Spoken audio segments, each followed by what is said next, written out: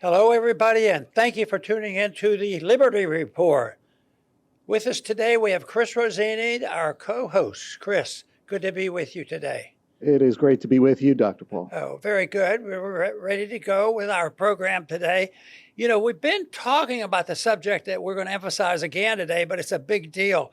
And that has to do with the corporate state and, fascism and what's the role of big government and big business. And that's been argued for a long time. And Republicans especially have taken a hit and have never defended themselves in the right way, that the far left will criticize what we have as being just benefit to the big corporation.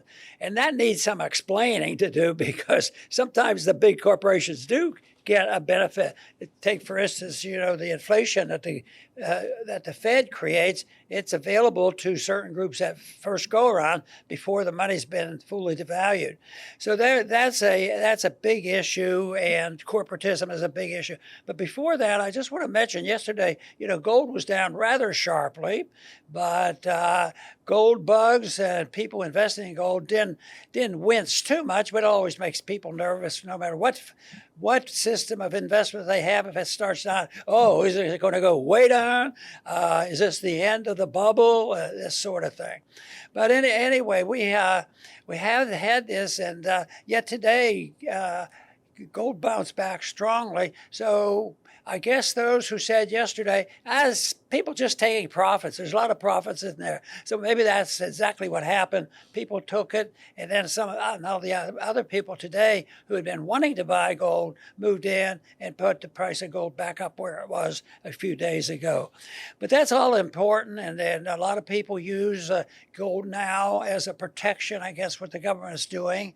And we talk about it a whole lot, and one of the reasons we partner with Birch Gold Company, because they actually have programs to try to help people protect against what's coming and the monetary inflation and the prices going up and all the bubbles that exist. But the majority, the big money on Wall Street, they're still in denial, and but someday that's going to change. So one thing that the Birch Gold Company offers is information. It's information on how, under today's conditions, which is not easy to take gold bullion and put it in your savings account or in your retirement fund. So there have been rules against it, but now there is an IRA accounts that you can put bullion in, and this is something that Birch Gold specializes in, because they think it's a good way to do it. But nothing is perfect. And I say to people, everything is perfect? And I said, well, gold was perfect in 1932, wasn't it? And the first thing that Roosevelt did was steal the gold. So there are always problems with it, but I personally believe that protection against what's going on is to have some type of investment relating to the precious metals. And that to me, I think, is very important. Now, what Birch Gold offers is information. So if you want to get more information how you can take bullion, gold, and put it in an IRA fund, they'll send you this information. But the only thing you have to do is request it. And if you want to request it, you go Ron 989898. And that will connect you to the Birch Gold, and they will send you material and explain how this is done with the consideration of what kind of taxes would be involved, and there may be some good news for people that want to make these transfers. So if you want more information from Birch Gold regarding the protection of hard assets, you go to Ron 989898. And that leads us up to our first key argument today, because it's always related to money, debt, debasement of the currency, and precious metals. And I learned that before Bretton Woods collapsed, because in the 60s, the Austrian economists were writing about what was going on then, and that we would default. And that's what we did. We declared our bankruptcy.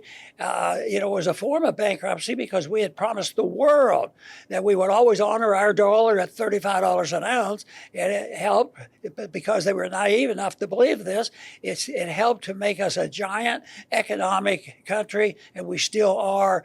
But in my estimation, that we're being threatened by the conditions that we have today. So this is something I think is very important, and I believe that more and more people will do this. But looking at the economy in general, there's a lot of things going on, and what we want to emphasize today is the fact that the criticism of what we have, and they say, oh, you see, free market capitalism, look at what it's doing. But we have to be careful with definitions. And I've endlessly tried to get individuals to say, not free market, we don't have free market capitalism.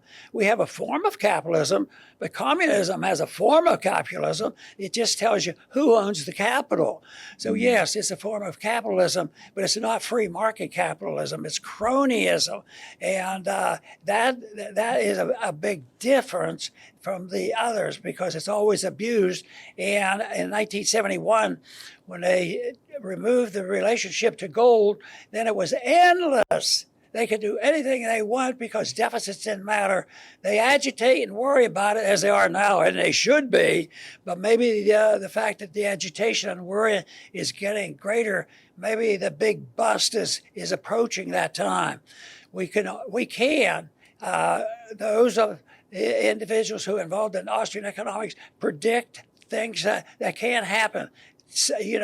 Figure out where there's a bubble and say, yes, that bubble's going to burst. But what they can't do, even as smart as those Austrians are, the economists, they don't know when. So, yes, by some people's scheme, they thought, well, it should happen after we got off the gold standard. No, it just planted more seeds and blew up the bubble bigger than ever, and that's what they're continuing to do. But I want to concentrate a little bit with Chris on, the type of system we have. And I think a good term is not free market capitalism, it's cronyism. And that means there's not free markets, it serves the corporations. So the far left who condemn, the corporations and the unfairness of the system, they're actually not too far wrong, because there is a benefit to the big corporations with the system we have today. Chris? Very good, Dr. Paul. Yes, a vast majority of us have to go to government schools when we're growing up, and our minds are filled with lies. We go into adulthood with minds filled with lies. I'm no exception to that rule. But fortunately, with the internet, we can dispel those lies. A vast majority of people, they just live with those lies their whole life. We've been lied to a lot. One, the Constitution is the supreme law of the land. I mean, come on, we all know the real situation with the Constitution. Our government virtually ignores it with every single action it takes. We're told that we live in this capitalistic free market society. And as you pointed out, Dr. Paul, it's extremely far from the truth. It's virtually gone. And the examples are endless. We're going to focus today on, the corporatism with Intel. Last month, President Trump announced that the U.S. government is taking a 10% stake in Intel. I mean, right away, we're already going into, that's fascism, economic fascism, the merger of corporation and state. And there was also a deal, another one with Nvidia and MD, where they're going to give a certain percentage of their profits from China, trade in China, to the government, I think 15%. And yesterday we get news that these two companies that are tied to the state now, Nvidia and Intel, now Nvidia is investing $5 billion in Intel, and the stock price shot up. I mean, this is not markets. This is, using force to get a certain outcome. And this ends so bad so bad. This isn't something new. And it's not even new in our government. You know, we went through COVID, remember? Those big corporations that were making so-called vaccines, and it was mandated on people, and it didn't work, and they had immunity.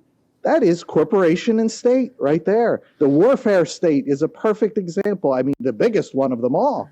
You know, it's all corporation and state. This, you know, so if we're living with, oh, we live in the land of the free with a capitalistic free market, limited government, we're living with lie. Your view of the world is a total lie. You know, so we're here to help dispel these myths so that we could, as Americans, hopefully see the situation clearly so we could fix it someday. You know, and there's plans for more. The more successful they seem to be, or more they can deceive the people, the more they'll do the same thing. And, you know, what I fear is the atmosphere that's going on, because we can get a taste of that, because there was a headline came out yesterday, and it came from our president. He says, how they feel about Trump saying, quote, quote from Trump, I have the right to do anything I want to do. I'm the president of the United States. Guess whose name I thought of immediately from that was Richard Nixon. And that didn't end well for him. But, you know, I think compared to Nixon, maybe some of the things we're doing today, they're more sophisticated and they're getting away with more. So, but this, we know about Intel and Nvidia. But there's another article and a plan. Trump's team explores government-backed manufacturing boost. Well, I think you and I, Chris, could figure out a way to give them a boost. You know, we deregulate and to cut down the taxes, and don't screw things up with tariffs. All these things could be done, but no, they're going to do this. Trump's team explores government-backed manufacturing boost. Discussions center on how to use money from a $550 billion fund. That's just peanuts, I guess, on what they plan to do, to spur construction of factories and other infrastructures. Now, that's not the role of a government. You know, we all know how they're going to distribute that money. It's bad enough just all they have to do is print the money, and the money always goes to the hand of the wealthy. But in this case, it's very designated. And I've read a little bit about where they're going to get this $550 billion, but I think it has to do with government property and using the fund, and some of it is mystical. So anyway, it has a long way to go. It doesn't deserve to be successful, but they will try to. But it certainly encourages support. This is the big deal. Support for the administration, because right now, you know, Trump does quite well, and he's very sincere in what he believes, and he believes this stuff has to happen, and that he has a responsibility. He doesn't feel like he's saying something terrible. I want to do. I have a right to do it, but he wants to make sure that people are safe and secure in their economic policies, but also to take care of his friends. And I get the sense, and I don't know whether this is unfair or not, but it sort of reminds me of a person that is a very good CEO, a good executive. But I think what he's a CEO of is rather massive. And since it's based on a false sense of security of money, it's to me, it's too much debt and too much malinvestment. The bubble is there, and all these plans are very important to talk about, because it's in many ways, I think, just fiction and their hope. But when the bubble breaks, they're not going to have time to do it, and it generally doesn't work. You can't control the desertion of this system, so people rush to the gates to get out of it and try to preserve what they have. So it's a tough situation, but the whole thing is, anybody gets involved or talk too much, right now they get called all kinds of names. They get they called terrorists. They put the word terrorist there. That if they don't do what the government tells them, you're a form of a terrorist. So I think the language is very bad. I think some of the philosophy is very bad.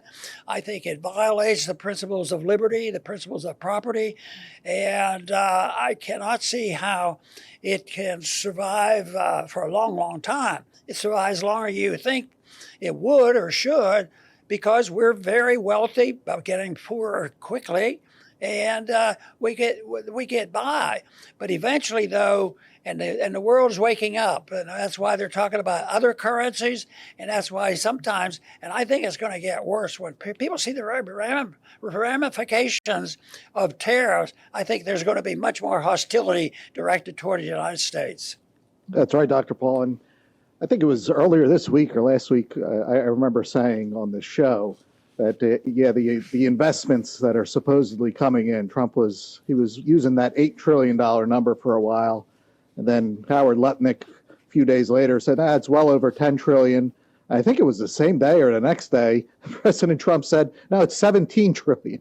So who knows what it is today? $100 trillion? All these trillions are going to just flow into America. Now, maybe some money will come in here, but they're saying that President Trump will be the one that's going to invest this stuff. This is bad. That's all political. I'll do this for you, Mr. Corporation, and you do this for me. That's not what a market is. A market is you risk your money or your investors' money to spot imbalances. Oh, more babies were born, this year, a lot more. So we're going to need some more baby bottles. So let's buy the resources and we could sell them at a profit and satisfy consumer demands. Our government doesn't care about our demands, what we need. They're not doing this for us. They're doing it for their own power on the political side and the wealth on the corporate side. And a lot of times, as we see, politicians make money on the stocks too. They invest in the companies that they're giving monopolistic privileges to. This has nothing to do with the market, and in the actual market that we all live in, you risk your own money. And if you lose, or you lose your investors' money. They don't lose. When they profit, they, like the banks, like these corporations, they keep the profits.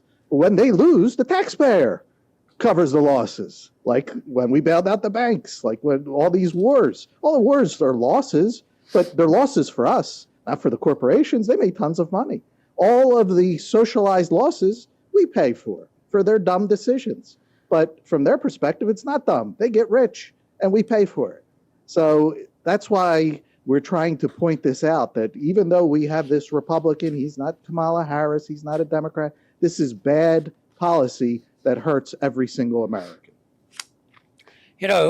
Trump once was a strong critic of executive orders, and he pointed out some of the shortcomings of that, too much power, and they don't know what they're supposed to be doing.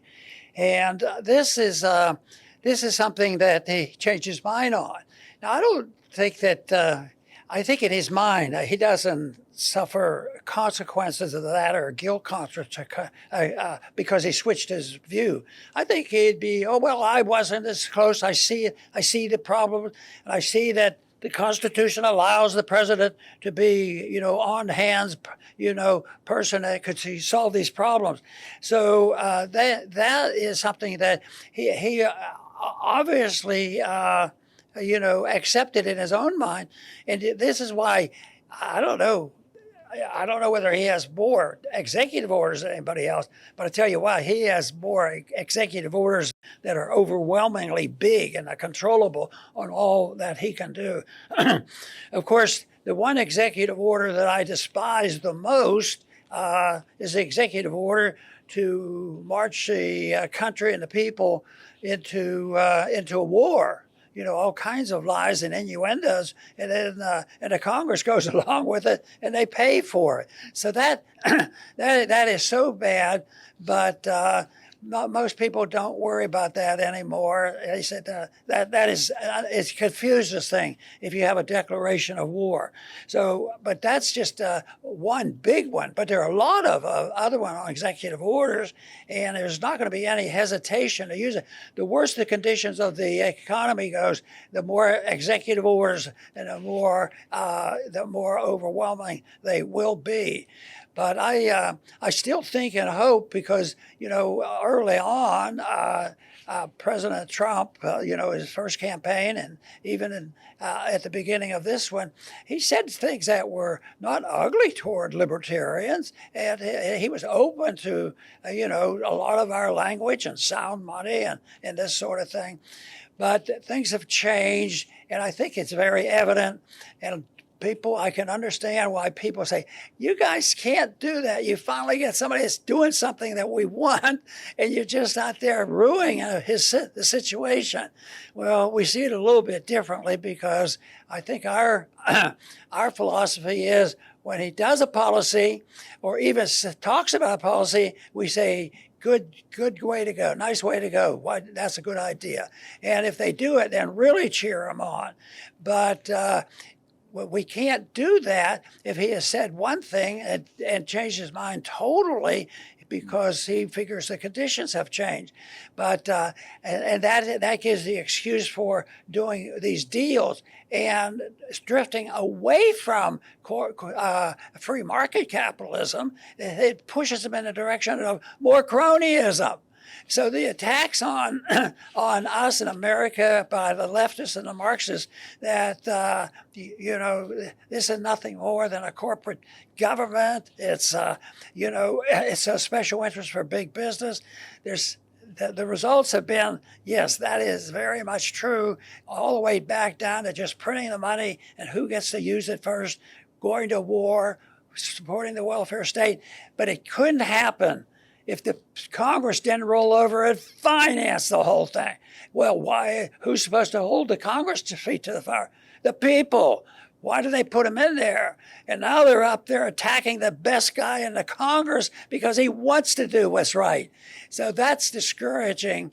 But I still am confident that the majority of the people, if they understood the issues, are going to vie for a free market, limited government, low taxes, and it's just that it can't happen fast enough. They don't understand it. They think that the solution to inflation is just more money. This week, the Fed lowered interest rates, and they're going to do, and they're worried about the economy because they promised there'd be lowering interest rates 2 or 3 more times this year. They don't say, we got to print money faster. We need more inflation because then we can pass the penalties on to the middle class. They're the ones who suffer from high prices. So I think it's basic. It's not complicated, but I think it's the basic ignorance that has been hammered into our society from government-run educational systems throughout the country. Fantastic, Dr. Paul. I will finish up. You made some great points. We are not anti-Trump, that's for sure. In fact, go back to, in January, our shows, we were praising Trump so much that people were getting mad that we're so pro-Trump. Because he was doing so good things at the beginning, and it was such a short amount of time.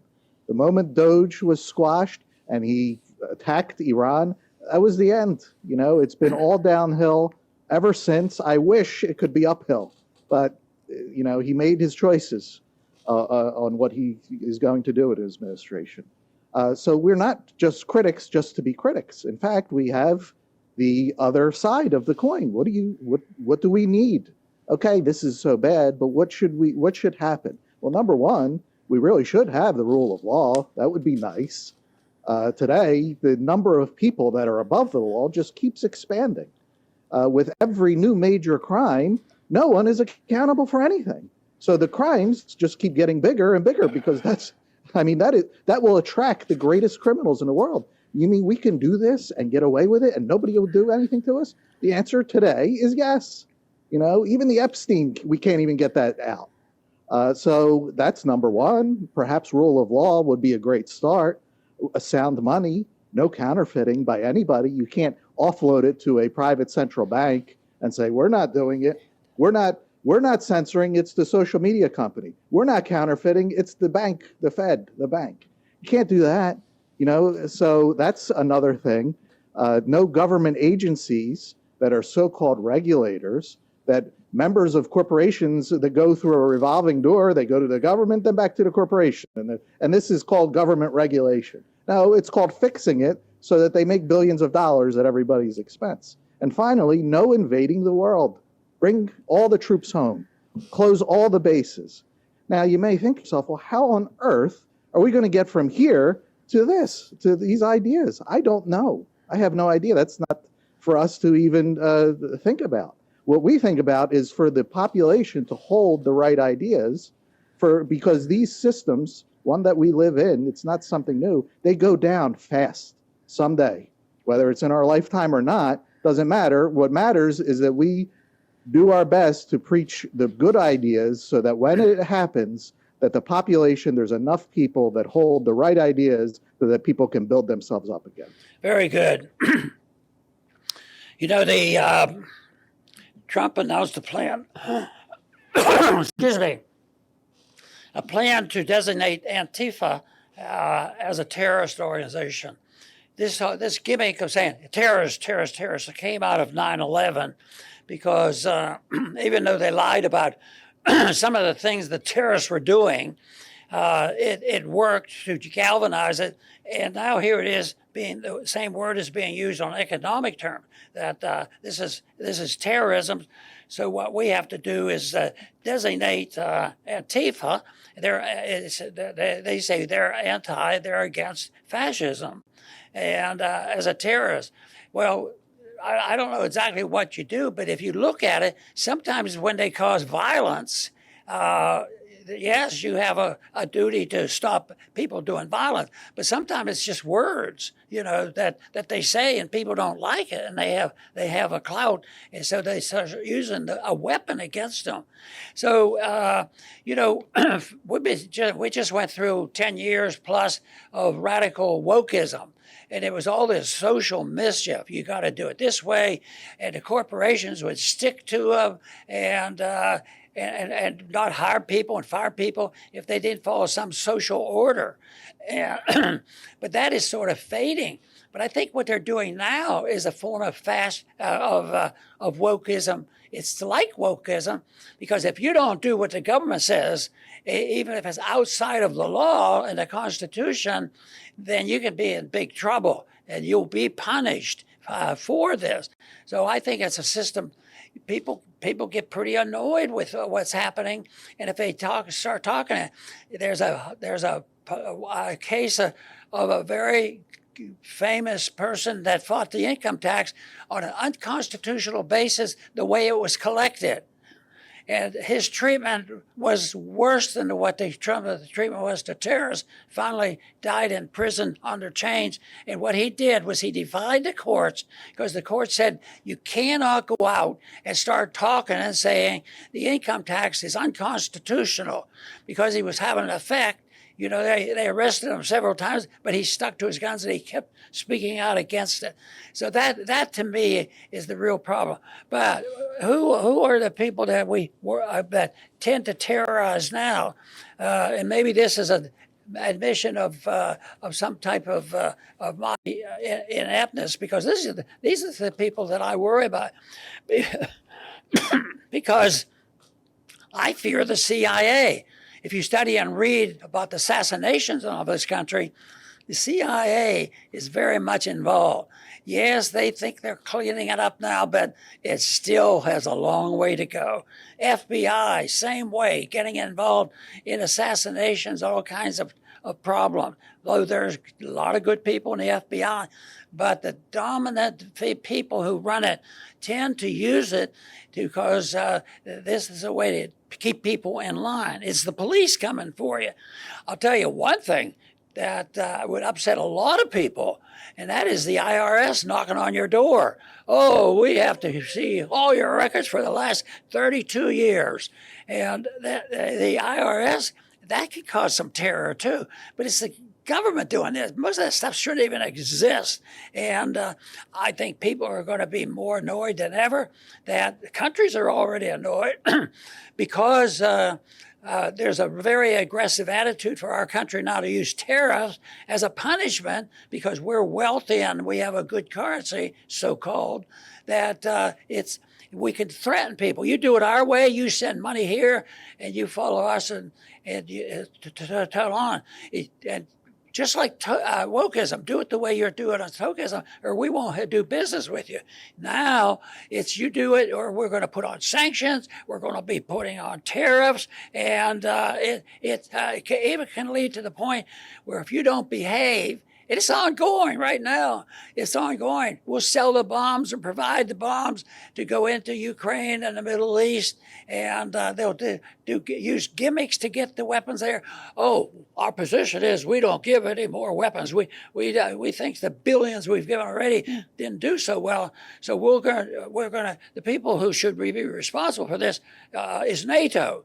And NATO has to do it. Now, the odds of NATO coming through with all this money, and the other condition was they had to buy all the weapons from the United States. And that's all this part of this corporatism. It's a form of a militant wokeism, which is involved in economics rather than in social orders. So there's a lot to go, and it's going to be combined, and eventually we're going to see a true revolution and a restoration of interest in peace and prosperity and following the Constitution. And that is what we're dedicated to, and we thank all of you for tuning in to the Liberty Report. Please come back soon.